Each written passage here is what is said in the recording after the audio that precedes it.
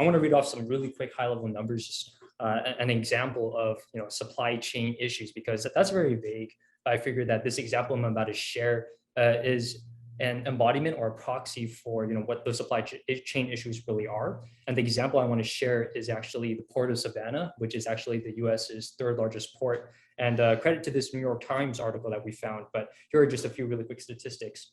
You have in October 80,000 shipping containers stacked in various configurations at the port of Savannah, and that's 50% more than what the usual is. So I would assume that you got to figure out how to stack all these different configurations. I would think that whoever's stacking that must be like a genius Tetris player. I'm terrible at that Tetris myself. I'm pretty good. Oh, okay, there you go. Right.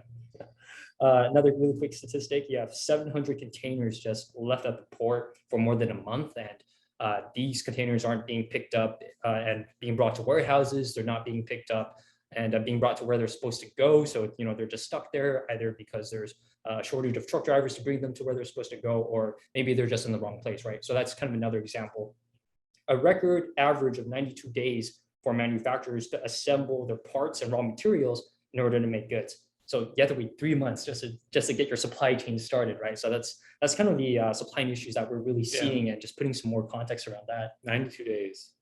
Do you remember from looking at the data what was normal? What was average? No, I did not get the average. But I think it was in the teens, if I recall correctly. So, I mean, that is the definition of a bottleneck, right? And this is anecdotal, but I'd seen a Twitter thread recently where someone like chartered a ferry through, I believe, the port of Long Beach or the port of San Pedro, and basically just like observed what was going on within the port in terms of just abandoned cranes, containers stacked on containers, clearly empty, no labor on site processing, which matches what's happening in terms of the disruption. And so when you've got an excess of some inventories, other inventories can't be replaced fast enough, not enough workers to do the throughput and the processing. If they do process the product, can they get it to where the end game needs to be? And into the consumer's hands fast enough. So that is disequilibrium.